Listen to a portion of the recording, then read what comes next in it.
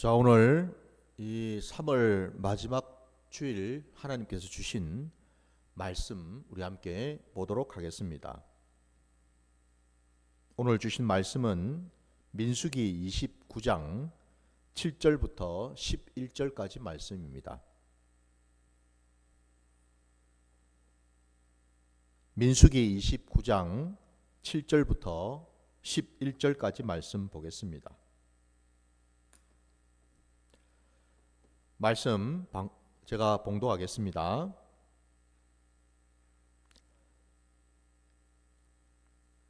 일곱째 달 열흘날에는 너희가 성회로 모일 것이요 너희의 심령을 괴롭게 하며 아무 일도 하지 말 것이니라. 너희는 수송아지 한 마리와 순양 한 마리와 1년 된 순양 7마리를 다 흠없는 것으로 여호와께 향기로운 번제를 드릴 것이며 그 소재로는 고운 가루에 기름을 섞어서 쓰되 수송아지 한 마리에는 10분의 3이요 순양 한 마리에는 10분의 2요 어린 양 7마리에는 어린 양 한 마리마다 10분의 1을 드릴 것이며 속죄제와 상번제와 그 소제와 그 전제 외에 순염소 한 마리를 속죄제로 드릴 것이니라. 아멘. 자, 오늘 우리에게 주신 이 말씀을 가지고 십자가로 나아가는 회개라는 제목으로 하나님의 말씀을 증거하고자 합니다. 오늘 우리가 읽은 이 본문 말씀에는 구약의 그 이스라엘 백성들이 지켰던 그 절기들 가운데에서 속죄일에 대한 대속죄일에 대한 하나님의 그 말씀을 우리가 함께 읽었습니다. 오늘 본문 우리가 읽은 본문 첫 절에 보면은 그 대속죄일을 지켜야 되는 날짜가 정확하게 기록되어 있죠. 일곱째 달 열흘날이라고 되어 있습니다. 여기서 이 일곱째 달이라는 것은 우리가 아시는 분도 있겠지만은 다시 한번 제가 말씀드리면은 일곱째 달이라 하니까 지금 우리가 생각하는 것처럼 7월 달을 말하는 게 아닙니다, 여러분. 왜냐하면은 이스라엘 백성들이 지키는 그 절기를 계산하는 계산법은요, 우리가 지금 달력에서 보고 있는 것 같이 태양력이 아니고 태음력입니다, 여러분. 그러니까 양력이 아니라 음력 절기를 지키거든요. 그래서 여러분 여기 지금 일곱째 달은 태양력으로 치면은 9월에서 한 10월쯤 됩니다, 여러분. 그러니까 우리가 지금 늘 보고 있는 달력 있잖아요, 그죠? 그 달력으로 계산하면은 9월에서 10월 그 무렵이 되거든요. 근데 이 유대력에는 여러분 우리가 또 하나 알아야 될 것은 뭐냐면 우리는 매년 1월 1일을 우리는 새해 신정으로 우리는 지키죠, 그죠? 예. 근데 유대인들에게는 1월 1일이 여러분 우리 달력에 1월 1일이 새해 첫날인 1월 1일이 새해가 아니고요. 일곱째 달 초하루. 그러니까 7월 1일이 그들에게는 여러분 새해가 됩니다. 다르죠, 그죠? 많이 달라요. 그리고 오늘 본문에 여러분 그 7월에 열흘째 되는 날 10일이 되는 그날을 하나님은 대속죄일로 지키라고 명령하고 있어요. 그러니까 다시 말씀드리면 여러분 7월 첫날이 우리로 치면 새해 아닙니까, 그죠? 똑같은 여러분 새해가 있는 그 1월달 우리로 치면 1월인데 이 유대인들에게는 7월이 새해 첫날 새해 첫 달이라고 말씀드렸어요. 새해에 하나님이 명령하시는 것이 뭐냐? 새해 첫날을 감사함으로 기쁨으로 하나님 앞에 나와서 제사를 드리고 그리고 나서 열흘 후에 10일째 될 때에 그날은 오늘 본문에 뭐라고 되어 있습니까? 대속죄일로 지키라고 말씀하고 있어요. 한마디로 이스라엘 백성들에게 새해 시작은 여러분 하나님 앞에 나와서 회개하고 속죄를 함으로써 한 해를 시작하라라는 뜻이에요. 이해되십니까? 그냥 우리처럼 새해 되니까 여러분 뭐 설날 되고 하면 우리는 그냥 어떻게 합니까? 대충 뭐 친척들 만나고 일가 친척들 만나서 새해 인사 나누면서 덕담하면서 떡국도 먹고 뭐 이런 거 하지 않습니까? 그죠? 새해 복 많이 받으세요. 뭐 새해는 뭐 이런 일이 뭐 잘 되길 바랍니다. 그냥 우리는 그냥 덕담하죠. 그죠? 예. 물론 하나님의 백성들도 새해 첫날에는 그렇게 인사를 나눕니다. 근데 중요한 것은 뭐냐? 우리는 그냥 새해 인사만 하고 끝내지만은 하나님께서는 당신의 백성들 그들에게 그냥 새해 덕담만 나누고 올해는 복 받길 바랍니다. 잘 되길 바랍니다. 뭐 승진하길 바랍니다. 합격하길 바랍니다. 뭐 이런저런 그냥 덕담만 하고 끝 이게 아니라 새해는 반드시 시작할 때에 하나님 앞에 나와서 회개하고 우리의 모든 죄를 다 사함 받음으로써 새해를 시작하라고 말씀하시는 거예요. 이게 아주 중요하다라는 겁니다. 그냥 새해를 맞이하지 말라라는 거예요. 새해 하나님은요 새 일을 행하시기 때문에 그렇습니다. 하나님을 우리가 또 만나야죠. 그죠? 작년에 만났던 하나님 물론 새해도 하나님이 우리에게 새해를 주시면 우리는 또 새해 하나님을 만나야죠. 그죠? 근데 분명히 우리가 알아야 될 것은요 작년에 만났던 하나님하고 새해 만날 하나님은 다르다라는 겁니다. 오해는 하지 마십시오. 뭐 하나님이 그러면은 뭐 매년마다 뭐 바뀌나 이런 얘기가 아닙니다. 그죠? 하나님은 영원하시죠.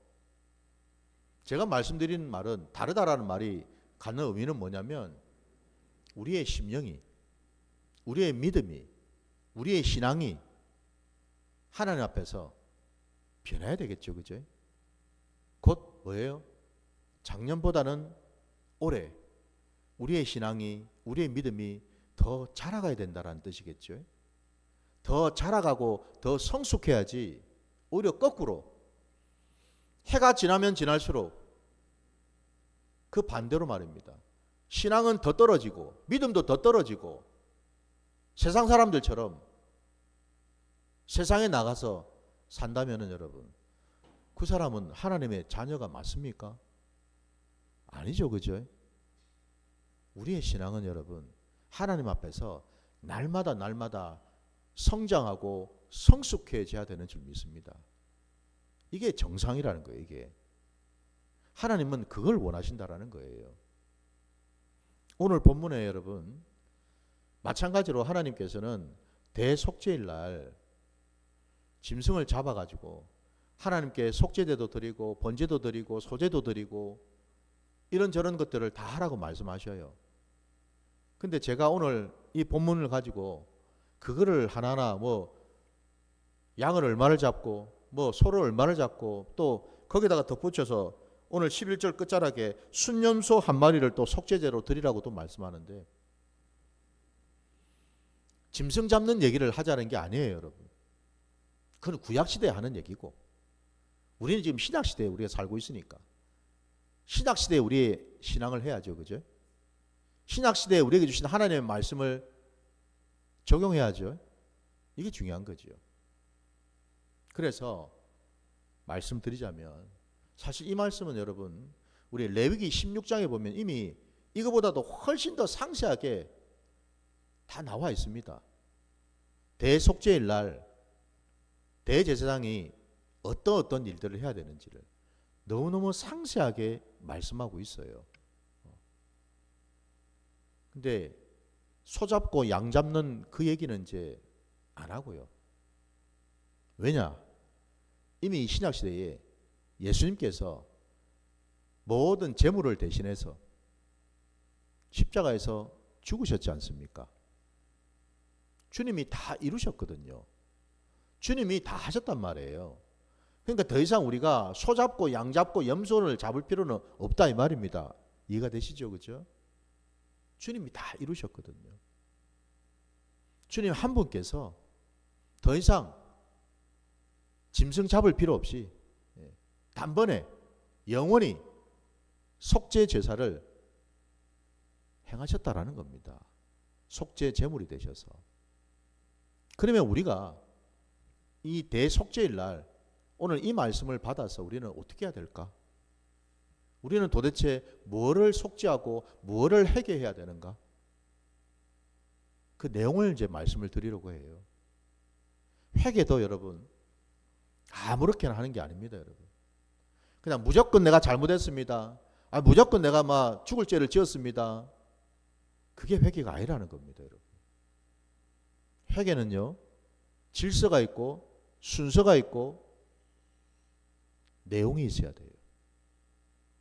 그래서 우리 기독교 신앙은 여러분 그냥 아무렇게나 무턱대고 하는 신앙이 아니다 이 말이에요. 무조건 믿으면 되지 뭐. 무조건 회개하면 되지. 무조건 기도하면 되지. 무조건 말씀 보면 되지. 아니라는 겁니다, 여러분. 우리 기독교 신앙은요. 그럴 것 같으면 이 신구약 여러분 이 66권 이 두꺼운 이 성경 말씀을 우리한테 뭐하러 주셨겠어요?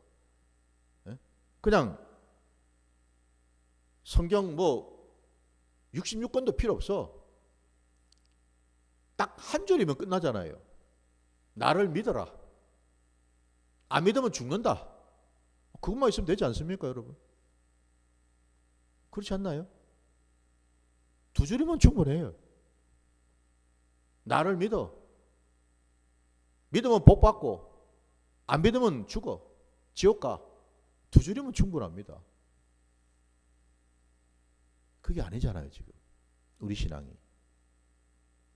그래서 회개에 대한 말씀을 드리려고 합니다. 여러분, 어차피 지금 우리가 사순절 기간을 또 보내고 있으니까 너무나 이게 딱 맞아 떨어져요. 이 사순절 기간 동안에 우리가 어떤 회개를 드려야 되는지 하고. 대속죄일에 하나님께서 명령하신 내용은 딱 두 가지입니다. 첫째는 정결입니다. 정결. 정화라고도 합니다. 무엇을 정결하게 하고 무엇을 정화하는가?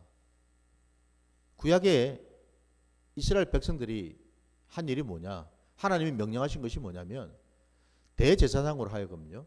먼저 행하게 하신 일이 자기 자신과 자기 가족들부터 깨끗하게 하라고 말씀하셨습니다.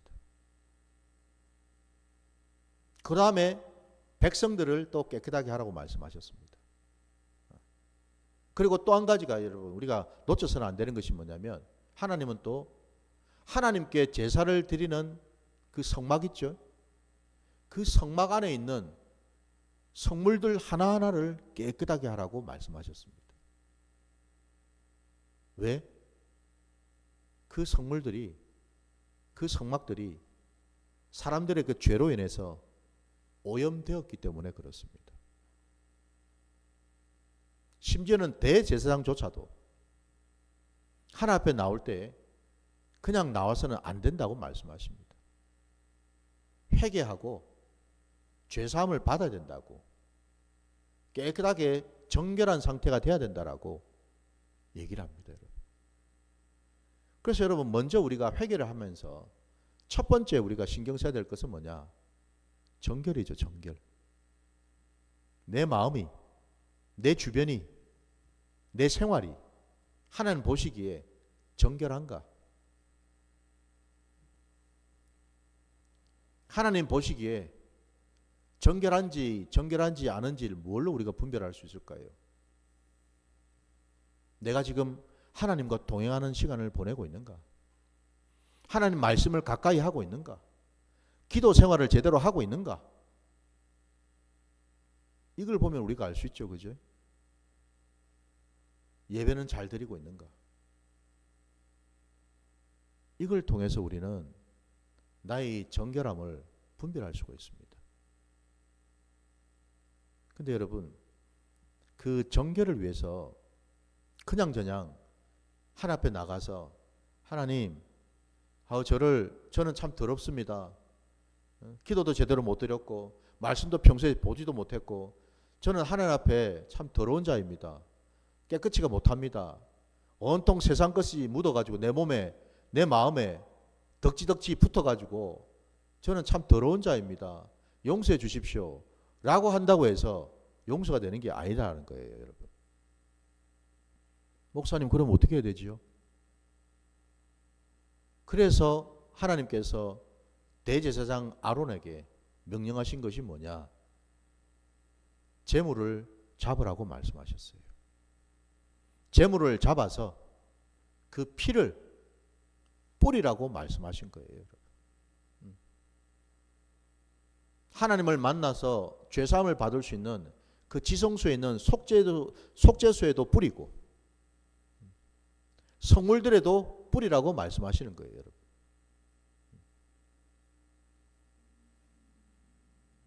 백성들에게도 뿌려야 되겠죠, 그렇죠? 곧 뭐죠, 여러분? 우리가 정말 회개하기 위해서 내가 나를 정말 정결함으로 깨끗함으로 나아가기 위해서는 반드시 속죄의 피가 필요하다는 겁니다. 정결의 피가 필요하다는 겁니다. 그 피 흘림이 있어야 된다는 거예요. 왜? 그건 하나님의 법칙입니다. 피 없이는 죄사함이 없다고 말씀하셨거든요. 생명이 피에 있다고 말씀하셨거든요. 그래서 구약시대에는 사람 대신에 짐승을 잡아가지고 짐승의 피를 뿌린 거예요. 그래야지만 깨끗해질 수 있다고 말씀하셔요. 여러분, 오늘 이 신약시대에 우리가 짐승의 피를 뿌릴 이유는 없죠, 그죠? 그럼 우리는 뭘 해야 됩니까? 이 신약시대에 오직 예수 그리스도, 우리 주님께서 십자가에서 흘리신 그 보혈, 그 주님의 그 보혈의 공로를 우리는 의지하는 거죠, 그죠? 주님의 보혈로, 주님의 그 십자가 앞으로 우리가 나간다 이 말이에요, 여러분. 우리가 가야 될 곳은, 우리가 회개하기 위하여 가야 될 곳은 여러분 어느 곳인가?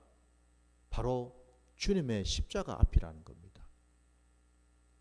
부디 여러분 회개할 때에 그냥저냥 내가 이런 걸 잘못했습니다, 저런 걸 잘못했습니다 라고 고백할 게 아니고, 무엇보다 먼저 해야 될 작업은 뭐냐? 예수 그리스도 십자가 앞으로 나가시기 바랍니다. 십자가 앞에 나가서 주님이 흘리신 그 보혈의 공로를 의지해서 회개해야 될 줄 믿습니다. 주님, 이 죄인이 주님 앞에 나왔습니다. 주님의 그 십자가의 그 보혈로 나를 깨끗게 해 주시옵소서. 주님의 보혈만이 나를 새롭게 하시고 깨끗하게 하실 수 있습니다. 그 고백을 먼저 우리가 드려야 되는 줄 믿습니다. 그래서 반드시 여러분 우리가 회개할 때에는 이런 피의 제사가 있어야 된다는 거예요. 그냥 입으로 잘못했습니다 한다고 해서 회개가 되는 게 아니다 이 말입니다. 여러분. 주님의 십자가의 보혈을 의지하시기를 주의 이름으로 축원합니다. 이게 중요한 거예요. 그래서 우리 기독교 신앙은 여러분 처음도 십자가고 끝도 십자가인 거예요, 여러분. 그래서 사도 바울의 고백처럼 예수 그리스도의 그 십자가만이 하나님의 능력이 되고 하나님의 지혜가 되고 그 십자가를 붙들고 나아가는 저와 여러분에게는 다른 무엇보다도 그 십자가가 우리의 보배가 되는 줄 믿습니다. 우리의 능력이 되는 겁니다, 여러분. 많은 사람들이 십자가를 멀리하려 합니다. 왜? 십자가는 불편하잖아요. 안 그렇습니까, 여러분? 누가 십자가 그 주님이 피 흘리고 계시는 그 십자가 앞으로 나가고 싶겠어요? 우리의 악한 본성으로는 불가능합니다, 그게. 우리는 편한 자리, 좋은 자리, 내 기분에 만족할 만한 그런 자리를 우리는 가고 싶어요. 어느 누구도 십자가 자리에 가고 싶어 하지 않아요. 근데 이걸 꼭 기억하십시오. 정말 내가 새롭게 거듭나서 하나님과 동행하는 시간을 갖고자 한다면 반드시 십자가를 통과해야 되는 줄 믿습니다. 십자가를 비켜갈 수 없어요. 십자가를 건너뛰어갈 수는 없어요. 우리 기독교 신앙은요. 반드시 십자가예요. 십자가를 통과할 때 그 신앙은 온전한 신앙이 되는 겁니다. 그 사람 입에서 십자가란 말이 없고, 말씀이 선포되는데 십자가가 없고, 기도하는데 십자가를 의지하지 아니하고, 그런 사람은 하나님을 믿는 자녀라고 할 수가 없다 이 말입니다, 여러분. 예수를 믿는 사람이라고 말도 꺼내지 마시기 바랍니다. 우리 기독교 신앙은 십자가를 빼면 남는 게 하나도 없습니다, 여러분. 하나도 없어요. 무라고요, 무. 그래서 또 한 번 말씀드리자면 우리 신구약 66권 이 성경 창세기 1장 1절부터 요한계시록 마지막 여러분 장 이르기까지 거기에는 오직 예수 그리스도와 예수 그리스도의 그 십자가의 보혈이 흐르고 있는 줄 믿습니다. 이게 핵심이에요, 여러분. 이걸 볼 수 있어야 돼요. 곳곳에 곳곳에 십자가의 그 공로가, 십자가의 그 은혜가, 십자가의 그 능력이 배어 있다라는 겁니다, 여러분. 이걸 보는 눈이 떠지시기를 주의 이름으로 축원합니다. 성경을 많이 안다고요? 정말 많이 안다면 그 사람은요, 십자가를 통과한 사람입니다. 십자가를 통과하지 않으면서 성경을 내가 꿰고 있다고요? 많이 안다고요? 거짓말하지 마세요. 사기치지 마세요. 그건 다 거짓말이에요. 십자가를 통과하지 않은 상태에서 100독을 하고 200독을 해본들 아무 의미가 없어요. 내 삶의 자리에서 십자가를 경험하지 아니하고 내 삶의 자리에서 십자가가 뭔지 깨닫지도 못하는 자라면은 그 사람은 아직도 하나님 나라 밖에 있는 자인 줄 믿습니다. 놀랍게도 아무리 신앙생활을 수십 년을 하고 아무리 성경을 수백 독을 하고 아무리 내가 이런 사역 저런 사역을 감당해 본들 그는 하나님 나라와 아무 상관이 없다라는 거예요. 그래서 주님 말씀하셨습니다. 그런 자를 일컬어서 불법을 행하는 자라고. 여러분, 저의 입에서 여러분의 입에서 항상 십자가가 입에 붙어야 될 줄 믿습니다. 그럴 때 우리는 살 수 있어요. 바로 그 점에서 여러분, 회개는 반드시 주님의 그 십자가의 그 공로를 의지할 때 온전한 회개가 됨을 깨달으시기를 주의 이름으로 축원합니다. 두 번째입니다. 이 대속죄일 날 우리가 무엇을 해야 할까? 어떤 회개를 드려야 되는가? 하나님이 기뻐하시는 회개는 무엇인가 했더니요, 오늘 우리가 읽었던 본문 끝자락에 다른 절기와 다르게 특별히 이 대속죄일 날 행하는 일이 있습니다. 그게 뭔가? 순염소 한 마리를 속죄제로 드리라고 말씀하셨는데 단순히 여러분 그냥 순염소 한 마리만 그냥 번제물로 드리고 끝내는 게 아닙니다, 여러분. 왜 제가 이 말씀을 드리냐면 우리 레위기 여러분 16장으로 한번 가보겠습니다. 레위기 16장 20절과 22절까지 말씀 볼게요. 레위기 16장입니다. 20절부터 22절까지입니다.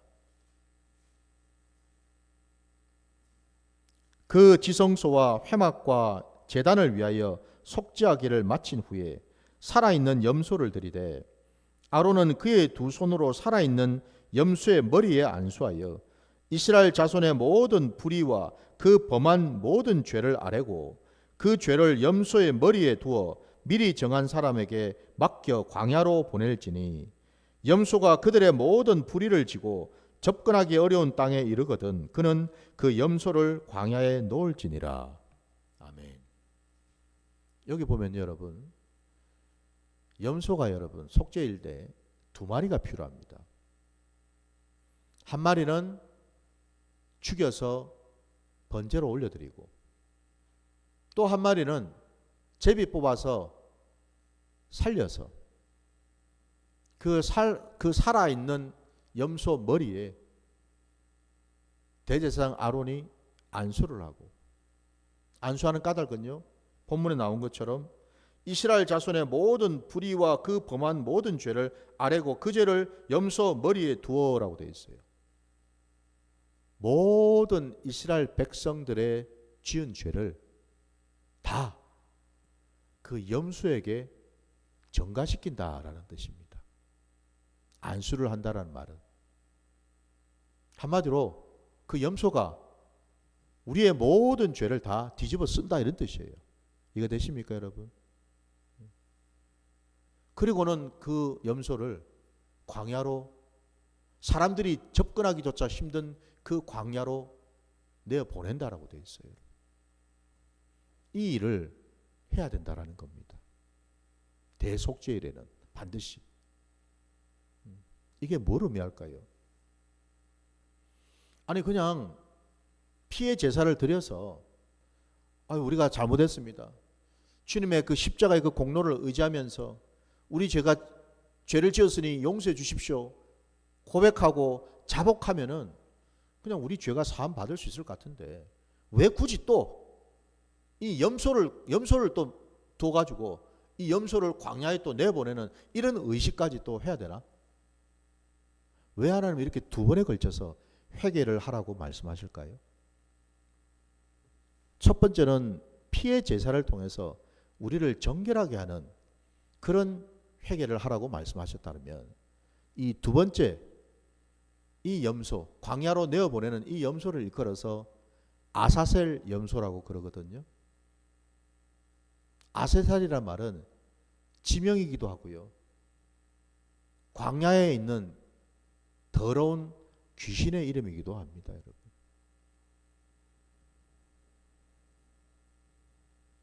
왜 이 아사셀 염소를 이스라엘 백성들의 모든 죄를 다 짊어지게 한 채로 광야로 내어보내서 죽게 할까요? 여러분 생각해 보세요. 사람들이 접근하기조차 힘든 그곳으로 염소를 내어보냈으니 그 염소가 어떻게 되겠습니까? 필시 굶어 죽든지 아니면은 짐승들한테, 그죠? 들짐승한테 잡혀 죽든지 죽임을 당하겠죠. 그죠? 제대로 살겠습니까? 그 염소가 키우던 염소인데. 결국 광야로 나가는 까닭은 백성들의 죄를 다 짊어지고 거기서 죽는 겁니다. 이게 뭘 의미할까? 회개의 여러분 두 번째 단계는요, 우리의 죄를 자복하는 것으로 끝내는 게 아니라 내 삶의 자리에서 완전히 끊어내는 것이 중요하다는 겁니다. 내가 하나님 이런 거 잘못했습니다, 이런 거 내가 잘못했습니다, 그냥 말로 끝내는 게 아니고 여러분 뭐예요? 행위로 결단해서 그 죄를 완전히 끊어내고 돌이키는 것. 죄를 끊어내야 된다는 거예요. 여러분. 이 아사셀 염소는 바로 그 점에서 백성들이 지은 모든 죄를 다 짊어진 채로 광야로 나가서 이스라엘 백성들과는 완전히 단절이 되었습니다. 곧 그 말은 뭐죠? 죄 덩어리가 지금 나갔잖아요. 지금 더 이상 저 죄는 나하고는 상관이 없다 이런 뜻이에요. 나는 더 이상 내가 자복하고 고백한 그 죄를 다시는 짓지 않겠다라는 결단이라는 거예요, 여러분. 내가 돌이키겠다라는 거예요. 바꾸겠다라는 거예요. 이게 여러분 아사셀 염소입니다. 그래서 회개는 하나님께서 명령하신 이 회개, 온전한 회개는요, 이렇게 두 단계가 있다라는 겁니다. 첫째, 피의 제사를 통해서 나를 정결하게 한다는 거예요. 오직 예수 그리스도의 십자가의 그 공로를 의지하고 그 보혈을 의지해서 나를 올려드리는 시간 가져야지요. 나는 죄인입니다. 두 번째, 아사셀 염소가 되셔서 오신 우리 주님. 우리 주님이 저와 여러분의 죄를 대속하시기 위해서 오신 분 아닙니까? 그래서 우리 주님이 바로 아사셀 염소가 되셔서 오신 거예요. 우리의 모든 죄, 사실은 내가 죽어야 되는데, 내가 십자가에 달려서 죽어야 될 죄인인데 내가 죽질 않고 주님이 내 죄를 대신해서 이 땅에 오셔서 십자가를 지시고 십자가에 달려 죽으셨다는 사실이죠. 주님이 어디로 가셨습니까? 십자가를 지고 성문 밖으로 나가서 골고다 언덕을 올라가셨잖아요. 그죠? 거기에서 죽으셨어요. 성문 밖으로 나가신 주님.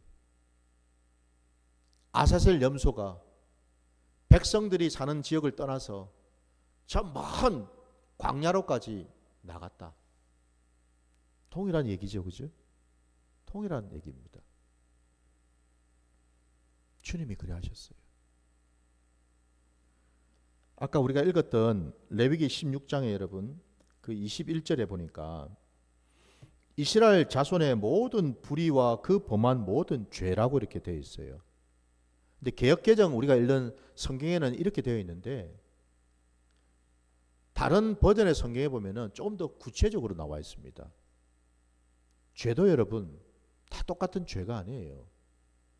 표준 세번역 성경을 제가 보니까 죄가 세 가지 종류입니다. 제가 표준 세번역에 나와 있는 그 죄를 한번 말씀드려 볼게요. 첫 번째가 온갖 악행이라고 나옵니다. 온갖 악행. 그리고 두 번째가 온갖 반역죄라고 되어 있어요. 그리고 세 번째가 온갖 죄라고 되어 있습니다.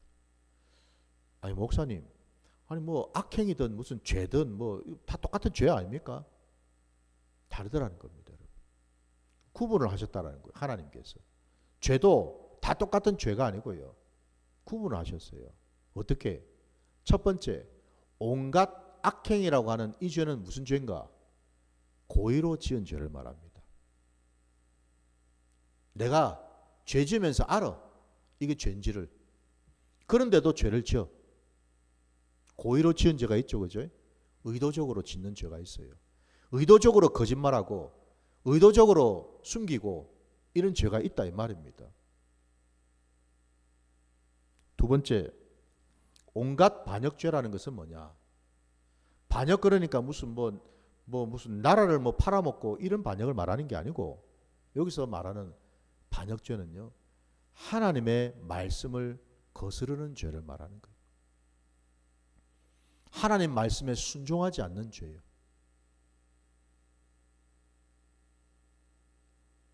여러분은 하나님 말씀에 지금 다 순종하고 계십니까? 당장 저부터도 순종하지 못한 것들이 많은데요. 하나님 말씀 거슬러서 지은 죄들이 얼마나 많은지 한번 돌아보시기 바랍니다. 성경에 분명히 하나님이 이렇게 하라 저렇게 하라 분명히 말씀하셨는데 이렇게 하라 이거 하지 마라 하라는 말씀과 하지 마라는 말씀을 분명히 주셨잖아요. 그죠? 그거 우리가 잘 지키고 있느냐라는 거예요. 마지막 세 번째, 온갖 죄라는 것이 있습니다. 여기 이 온갖 죄는 뭐냐? 죄를 짓기는 짓는데 부지불식간에 지은 죄예요. 그러니까 실수로 짓는 죄들이 있죠. 그죠? 의도치 않게 고의로 지은 죄 말고요. 실수로 잘못해서 지은 죄들이 있단 말이에요. 이런 죄를 말하는 거예요. 그러니 보십시오. 하나님은요, 이 죄도 두루뭉술하게 그냥 내가 죄 지었습니다, 용서해 주세요가 아니라는 거예요. 하나하나 구분하라는 거예요. 어떤 거는 내가 의도적으로 알면서도 고의로 지은 죄, 이거 자복해야 되고, 또 하나님 말씀에 불순종하고 거역해서 내 마음대로 내 뜻대로 내 하고 싶은 대로 했던 그 죄, 그것도 회개하라고 말씀하시고, 그리고 또 하나는 실수로 지은 죄도 회개함으로 사함을 받으라고 말씀하시는 거예요. 그러니 여러분, 회개할 때 이런 죄들을 다 나누어야 되지 않겠습니까, 여러분? 그러니 여러분, 회개한 것도 이게 쉽습니까? 절대 쉬운 일이 아니라는 거예요, 여러분. 하나님이 내 마음을 만져주실 때 우리는 온전한 회개를 드리게 되는 줄 믿습니다. 오늘 말씀 마무리하겠습니다. 하나님이 우리에게 왜 회개하라 말씀하실까요? 우리를 괴롭히려고요. 너희를 괴롭게 하는 날이라 하시는데, 이 말은 다름이 아니라 금식하라는 뜻이에요, 여러분. 왜 이 날에 곡기도 끊어가면서 금식까지 하면서 하나님은 우리에게 회개하라 말씀하실까요? 죄는 하나님은 결단코 용납치 않으시기 때문에 그렇습니다. 우리 안에 고의로 지은 죄든 말씀을 거역한 죄든 실수로 지은 죄든 그 어떤 죄라도 내 안에 있으면 나는 하나님과 온전한 관계를 맺을 수 없기 때문에 그렇습니다. 그게 장애물이 되어가지고 하나님 앞에 가까이 나갈 수가 없기 때문에 그렇습니다. 내가 지금 왜 예배를 제대로 못 드리는가? 왜 말씀을 제대로 못 보는가? 왜 기도가 제대로 막혀있고 안 되는가?